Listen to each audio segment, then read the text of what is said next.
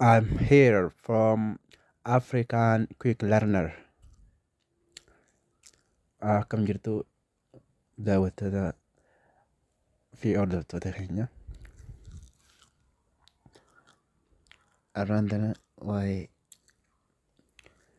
maatii irratti kutaa 12 waa'ee maatii histirii irratti hundaa'e maal fa'aa ja'a waan jiru irratti kan wajjin ilaallu ta'a bal'inaani.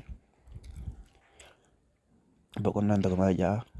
Maatii kutaa 12 boqonnaan tokko siikwensii ja'a. Siikwensii jechuun maal jechuudha? What does it mean sequence? Sequence jechuun maal jechuudha yaa? Sequence jechuun listing of thing or number in rule yaa. Tartiiba waan tokko yookaan lakkoofsa seeraan listi ta'ee jechuudha. Seeraan tartiibaa'ee jechuudha yaa. Maal jechuun sequence jechuun pairing kam jaa? It is pairing between positive integer and real number. Positive integer and real number gidduutti maal ta'e? Isaan lameen kana gidduu deemaa jiru. Real number and positive integer. Positive integer jechuun karaa biraatiin maal jechuudha? Natural number jechuudha. Especially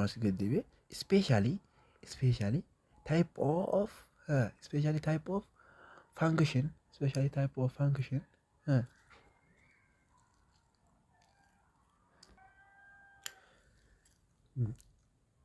Gaddabree maal jedhama? Especially what? Especially types of function whose domain is the set of what? Positive integer. The set of positive integer. Yeah. The set of positive integer jechuun karaa biraatiin maal jechuudha? All natural number jechuudha. All natural number is jechuun the set of positive integer jechuun tokko maal jechuudha? Okay. As gaddabree maal jedhama? Natural what? Natural sequence. Natural sequence means especially is a function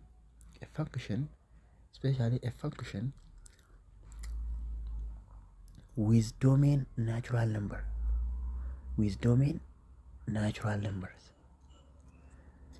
The sequence natural number. The sequence is a function with domain natural number. Number sequence jechuudha. Number sequence jechuun maal jechuudha?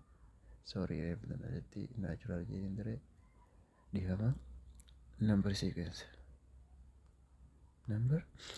jechuun maal jechuudha? Number sequence is a function with domain natural number. Sequence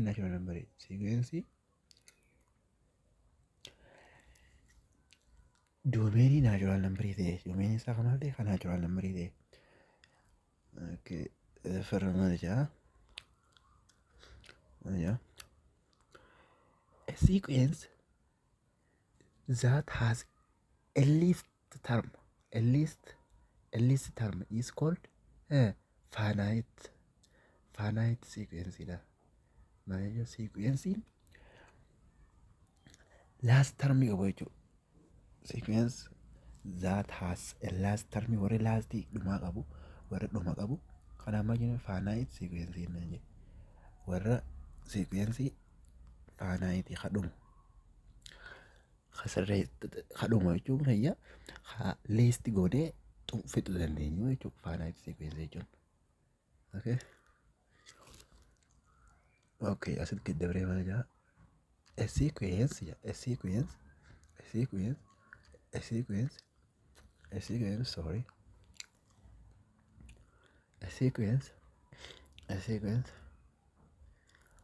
a sequence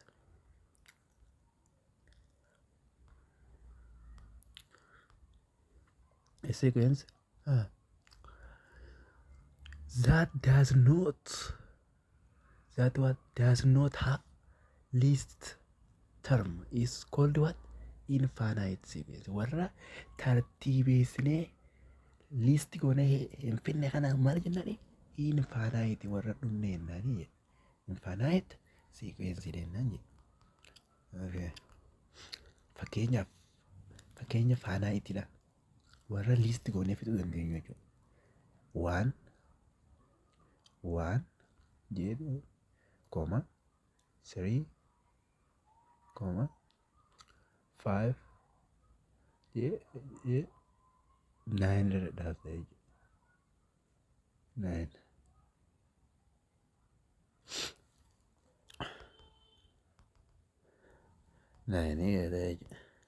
9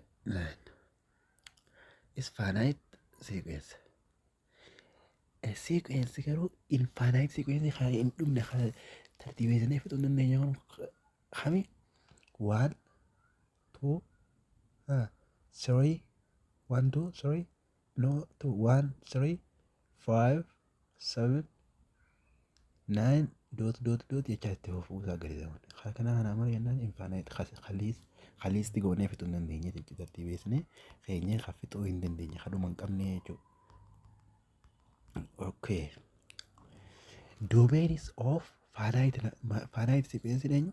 Domain of finite sequence maali? 1, 2, 3, 1, 2, 3, dot n. What the domain of finite sequence? Pay attention. As keessatti yaada keessan sirriitti yaada as deebi'anii akka naa hubattan kan hin barbaadu. Akka hubattan kan barbaadnu maali? Domain of finite sequence jechuun eenyu osoo hin jedhu kana jechuudha. 1, 2, 3, dot n is the domain of finite sequence. Pay attention. Asirratti qalbiidhaan gama qalbiidhaan laala. As koottaa gamneera kana maal jedha? Domain of what? Infinite sequence. Domain of infinite sequence is the natural number here. Yookaan the set of positive yookaan jenni the set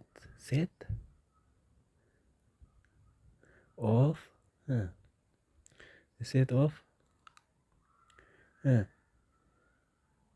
positive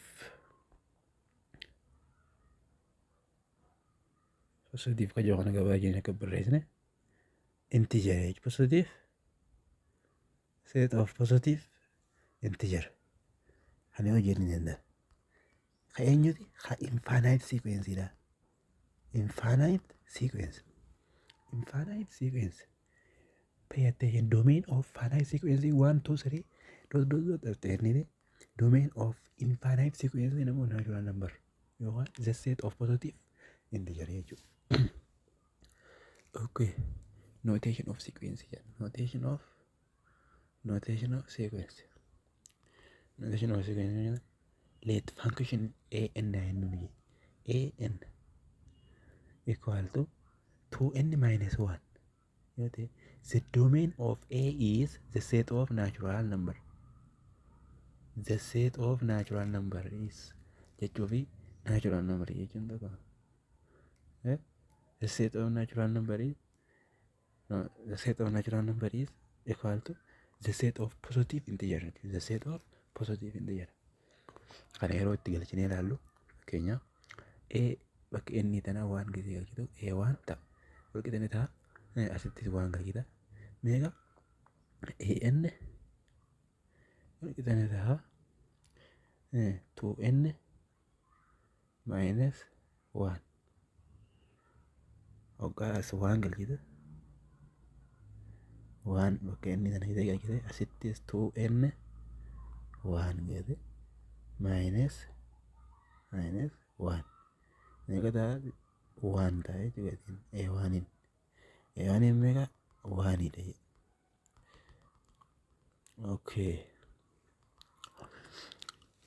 A2 sakas gijete gitu 2 A2 2 kita 2 times 2 is 4 minus 1 is 3 A2 mali 3 3 tikal jasitti 2 times 3 is 6 minus 1 is 5 A3 mega A3 5 dejo 4 tikal A4 A4 is 4 times 2 8 minus 1 is 7 A4 is what 7 okay rather than the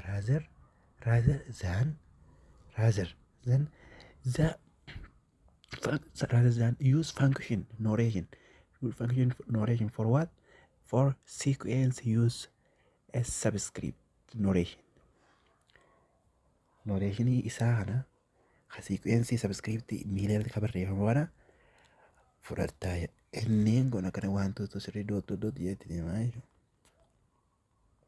A1 jechuun meeqan A1 A2 no A2 3 then because 2 when we put in 2 times 2 is 4 4 minus 1 is what 3 A2 is 3 L keenyan keenya yeroo dubbifnu itti A sub 1 A sub 2 jette bituu barreeffama injiti A sub 1 A sub n A sub n A sub 3 A sub 4 A sub 5 A sub 6 kasa jaya dubbisan kan jonne gisee dubbisu yeroo ijoolleen A1 A2 akkasii jiru karaa kanaa yoo fayyadamne A sub 1 equal to what 1 A sub 2 equal to 3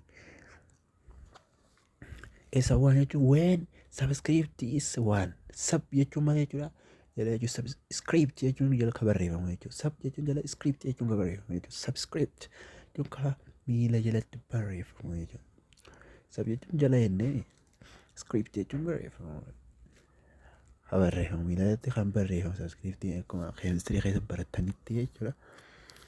Okay. No. Element in the range of sequence. Element in the range of sequence. Element in the range of sequence. A and are called the term of what? The term of a sequence. A term of a sequence. Domain is a term of a sequence. Domain, not domain. Sorry. Range is anybody the term of a sequence term of a sequence kana jechuun karaa biraatiin domain keenya your input ta'u domain is what input domain keenya maali input range no output domain range keenya output in according to the sequence rule. Sequence zero to sequence jechuudha. Okay. Amma kana ilaallu. Maal jaa?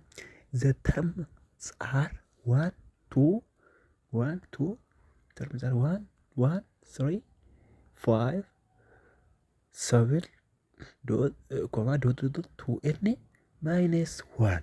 2n minus 1. The first term is donated by what?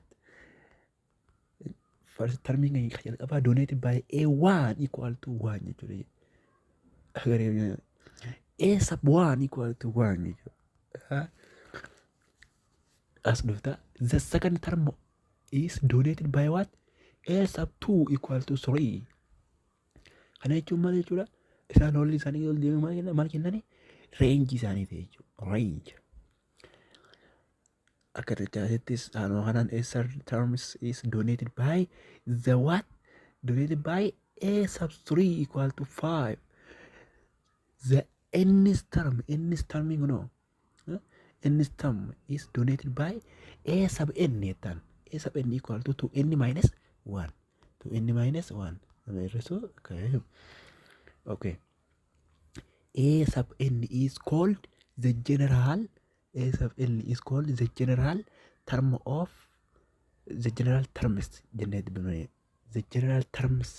of the sequence. A sub n. Sub-n jechuun the general term of sequence jechuudha. The general term of sequence. General term of sequence. Or the nth term of sequence. Karaa biraatiin yoo kaanu the nth term of nth term of term of what? Sequence jechuudha. Term of sequence. The term of sequence. A sub n is generated all what? A sub n is generated all the terms of sequence jechuudha. Isaan hunda maali? Terms of sequence isaanii hunda generate fudhatamu eenyu? A sub n jechuudha. A sub n. The first three terms donated by A1, A2, A3, and A3 jechuudha. The first three terms jechuun asirratti afaan Ingiliffaatiin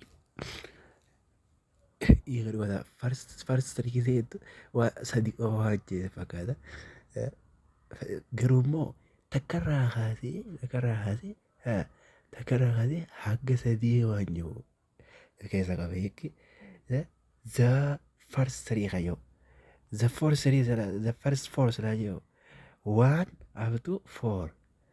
The first n yo 1 up to n is on you kesa gabay. Up to n jechuudha. Kana jechuun akkas n waan jiru keessa qaba jechuudha yeroo ibsamu. Okay. The first 5 terms donated by A1, A2, A3, A4, and A5. A sub n, no, A sub 1, A sub 2, A sub 3, A sub 4, A sub 5.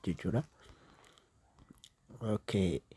The first n term, look, as the first n term is donated by A1, A sub n, A sub 2, A sub 3, A sub n, A sub n.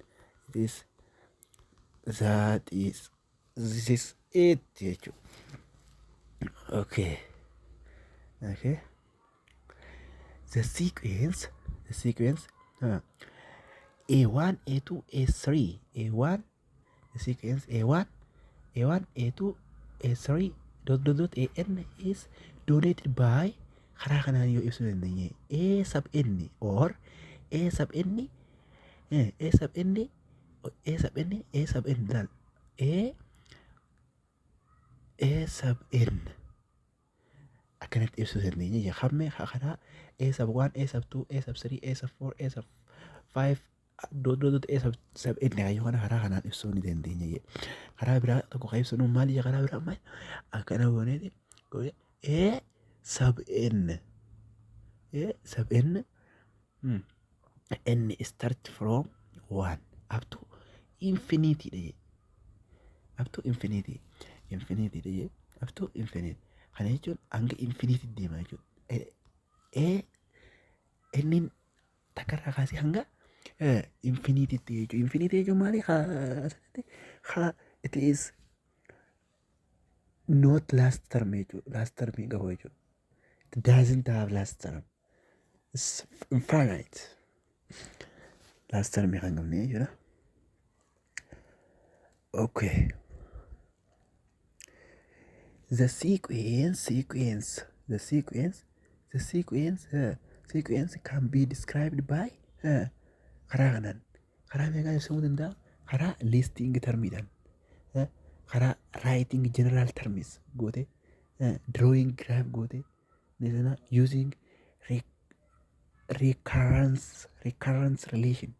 Karaa kanaan ibsamuu karaa 1, 2, 3, 4, 5.